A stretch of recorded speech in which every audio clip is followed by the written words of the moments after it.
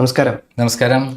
BJP ഒരു പരിധിവരെ എന്നല്ല ഏറ്റവും കൂടുതൽ സപ്പോർട്ട് ചെയ്തിട്ടുള്ളത് അത് ഉത്തരേന്ത്യ തന്നെയാണ്. നമ്മൾ ഈ കേരളം, തമിഴ്നാട്, കർണാടക, ആന്ധ്ര, തെലങ്കാന ഈ സൗത്ത് ഇന്ത്യ ഒഴിച്ചു കഴിഞ്ഞാൽ പിന്നീട് അങ്ങോട്ട് ഏറ്റവും കൂടുതൽ സപ്പോർട്ട് ചെയ്തത് മഹാരാഷ്ട്ര, യു.പി പോലത്തെ പല സംസ്ഥാനങ്ങളാണ്. അതേ യു.പിയിലാണ് ഇപ്പോൾ ഏറ്റവും വലിയ അഴിമതി, എന്താ പറയുക, ഭക്തരെ ഒന്നടങ്കം ഇല്ലാണ്ടാക്കുന്നത്. ഇവിടെ ശബരിമല കേരളത്തിലെ പ്രശ്നമാണെന്നുണ്ടെങ്കിൽ അയോധ്യ യു.പിയിലെ പ്രശ്നമാണ്. യു.പിയിലെ എന്നല്ല, ഇന്ത്യയുടെ മൊത്തം വലിയ പ്രശ്നമാണ് അയോധ്യ ഇപ്പോൾ നിലവിൽ നിൽക്കുന്നത്. അയോധ്യയിൽ കോടിക്കണക്കിന് രൂപയുടെ അട്ടിമറി നടന്നു എന്നുള്ളതും നിലവിൽ ഇപ്പോൾ ഈ പറഞ്ഞ പോലെ തെളിവുകളുടെ സഹിതം മാത്രം നോക്കുകയാണെന്നുണ്ടെങ്കിൽ ഒരു ഓട്ടോറിക്ഷക്കാരൻ അദ്ദേഹം ഈ പറഞ്ഞ പോലെ അയോധ്യയിലെ ട്രസ്റ്റിലോട്ട് ചേരുമ്പോൾ അദ്ദേഹത്തിന് ഒന്നും ഉണ്ടായിരുന്നില്ല, ഒരു ഓട്ടോ മാത്രമേ കയ്യിലുണ്ടായിരുന്നുള്ളൂ.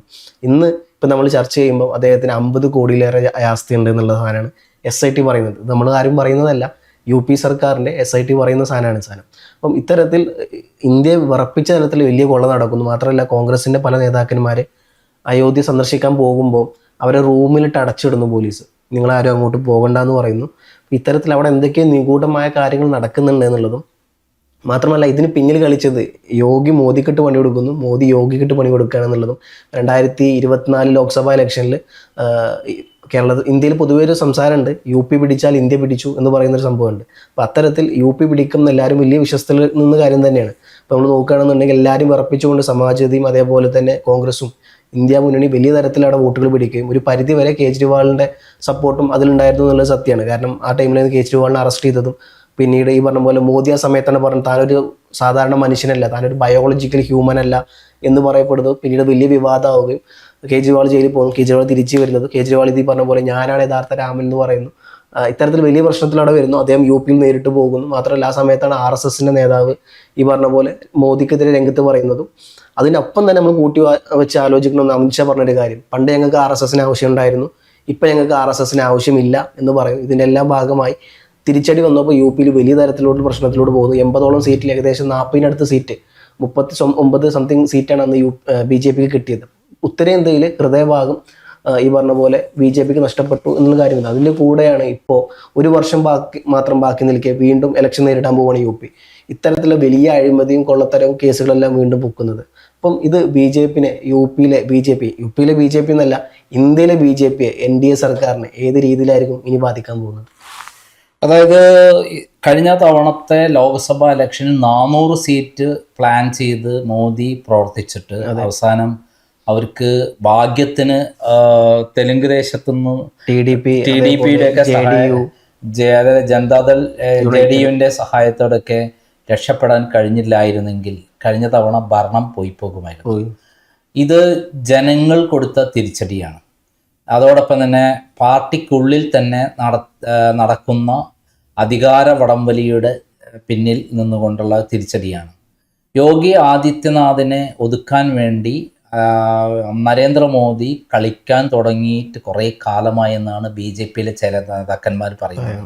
യോഗി ആദിത്യനാഥ് വളരെ ശക്തമായി യു.പി പിടിച്ചടക്കി വടക്കേ ഇന്ത്യയിൽ പേരെടുത്ത് ഇന്ത്യയിൽ മുഴുവൻ നിറഞ്ഞു നിൽക്കാൻ പോകുമ്പോൾ നാളെ പ്രധാനമന്ത്രി സ്ഥാനത്തേക്ക് അദ്ദേഹം വരാൻ സാധ്യതയുണ്ടെന്നുള്ള തിരിച്ചറിവാണ് മോദിക്കുള്ളത്.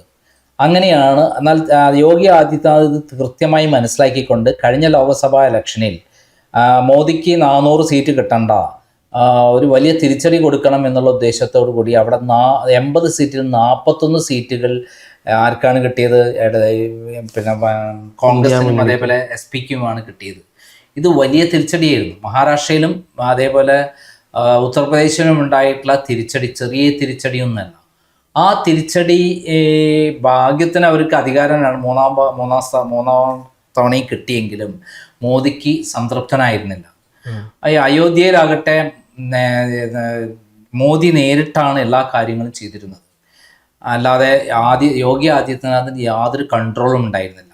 ചമ്പത് റായ്, അനിൽ മിശ്ര എന്നൊക്കെ പറയുന്ന അവിടുത്തെ പ്രധാനപ്പെട്ട ആളുകളെല്ലാം അയോധ്യയുടെ നടത്തിപ്പുകാരായ അവിടുത്തെ ആളുകളെല്ലാം തന്നെ മോദിയുടെ ആൾക്കാരായിരുന്നു. അപ്പം മോദിക്കിട്ട് പണി കൊടുക്കാൻ വേണ്ടി കാത്തിരുന്ന യോഗി ആദിത്യനാഥ് കണ്ടുപിടിച്ച ഒരു സംഭവമാണ് ഈ അയോധ്യ ഇഷ്യൂ. എങ്ങനെയാണോ ശ്രീരാമനെ വിറ്റ് BJP അധികാരത്തിലെത്താനുള്ള കുറുക്കുവഴി തേടിയത്, അത് ശ്രീരാമൻ്റെ ഭൂമി ഞങ്ങളുടെ ഭൂമിയാണ്, ശ്രീരാമൻ്റെ ഭൂമി ബാബറി മസ്ജിദിന് അല്ല, അവിടെ ബാബറി മസ്ജിദ് പൊളിച്ചു മാറ്റണം എന്ന് പറഞ്ഞിട്ട് അദ്വാനിയുടെ നേതൃത്വത്തിൽ വലിയ ഘോഷയാത്ര ഉണ്ടാവുകയും അത് അവർ സ്വയം സേവകരും ശിവസേനക്കാരും കൂടെ അത് പൊളിച്ചു മാറ്റാൻ വേണ്ടി അവിടെ ആക്രമം പുറപ്പെടുവിക്കുക, അത് അടിച്ചു തകർക്കുകയും ചെയ്തു. തകർത്തിട്ടാണ് പിന്നെ കോടതിയൊക്കെ വിധി വന്ന് അയോധ്യ ക്ഷേത്രത്തിൻ്റെ ഭൂമി ഇതാണ്, അവിടെ ക്ഷേത്രം പണിയാം, ബാബറി മസ്ജിദിന് പകരം മുസ്ലിം ആരാധനാലയം വേറെ എന്നുള്ള ഒരു തീരുമാനമുണ്ടാകുകയും അത് നടന്നുകൊണ്ടിരിക്കുകയാണ്. ഇപ്പോൾ ആർക്കും പ്രശ്നമില്ല. എന്നാൽ പ്രശ്നം ആർക്കാണ്? ഇപ്പം യോഗി ആദിത്യനാഥിനാണ്. യോഗി ആദിത്യനാഥ് എന്ത് ചെയ്തു? ഇവിടെ വൻ കൊള്ളയാണ് നടക്കുന്നത്. അവിടെ വരുന്ന സ്വർണവും വെള്ളിയും വജ്രങ്ങളും അതുപോലെ പണവുമെല്ലാം അവിടെ മോദി നിയമിച്ച മോദി വഴി വന്നിട്ടുള്ള ആൾക്കാർ അവിടെ അടിച്ചു മാറ്റുന്നു.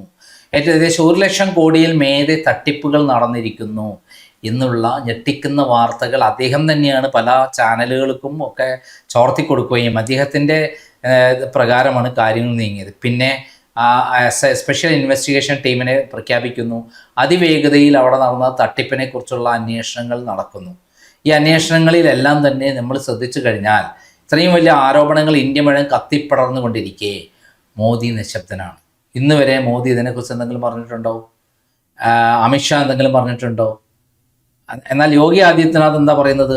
അതിലുള്ള എല്ലാ പ്രതികളെയും പിടിക്കും എന്ന് പറഞ്ഞുകൊണ്ട് ഇത് സമാജ്വാദിക്ക് പാർട്ടിക്ക് ഇത് ഇട്ടുകൊടുത്തിട്ട്, കോൺഗ്രസിന് ഇത് ഇട്ടുകൊടുത്തിട്ട്, അതേപോലെ ആം ആദ്മി പാർട്ടിയുടെ കെജ്രിവാളിന് ഇത് ഇട്ടുകൊടുത്തിട്ട് മോദിയുടെ ഭരണം അവസാനിപ്പിക്കാനുള്ള തന്ത്രമാണ് ആര് ചെയ്യുന്നത്?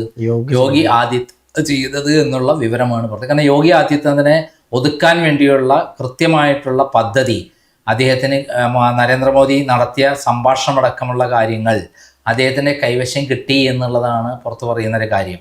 അതിൽ യോഗി ആദിത്യനാഥിന് ഇനിയൊരു BJPയിൽ സ്ഥാനമില്ല, പകരം അവിടെ വേറെ ഒരു വിങ്ങിനെ കൊണ്ടുവന്ന് അട്ടിമറിക്കാനുള്ള ശ്രമമാണ്.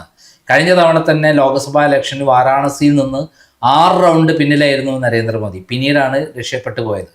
ഇതേപോലെ ഫൈസലാബാദ് എന്ന് പറയുന്ന അയോധ്യ നിൽക്കുന്ന സ്ഥലത്ത് നിന്ന് സമാജ്വാദി പാർട്ടിയാണ് ജയിച്ചത്. അയോധ്യ ഭൂമി സമാജ്വാദി പാർട്ടിന്റെ കയ്യിലാണ്.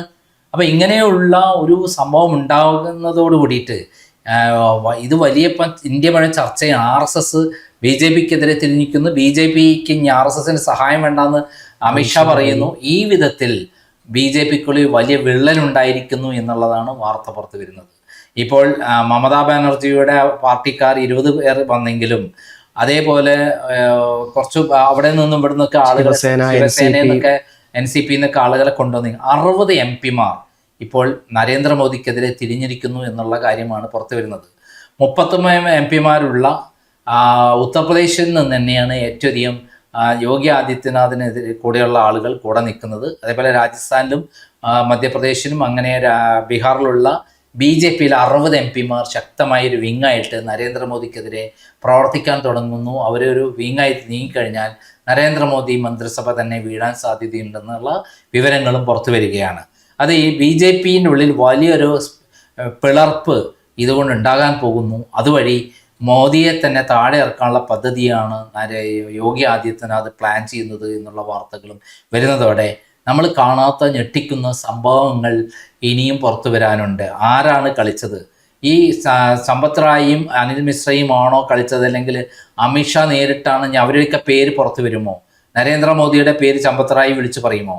നമുക്ക് പറയാൻ പറ്റില്ല. കേരളത്തിലെ പിണറായി വിജയന്റെ കീഴിലുള്ള ആളുകളാണ് തിരുവിതാംകൂർ ദേവസ്വം ബോർഡിന്റെ പ്രസിഡന്റുമാരായിട്ടുള്ളത്.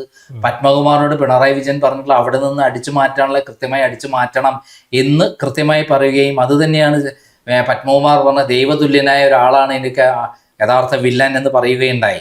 ദൈവതുല്യൻ എന്ന് പറയുന്നത് പത്മകുമാറിനെ സംബന്ധിച്ചിടത്തോളം അമ്പലത്തിലുള്ള ആളല്ലല്ലോ, പിണറായി വിജയനാണ്. പിണറായി വിജയനാണ് അതിൻ്റെ യഥാർത്ഥ വില്ലൻ.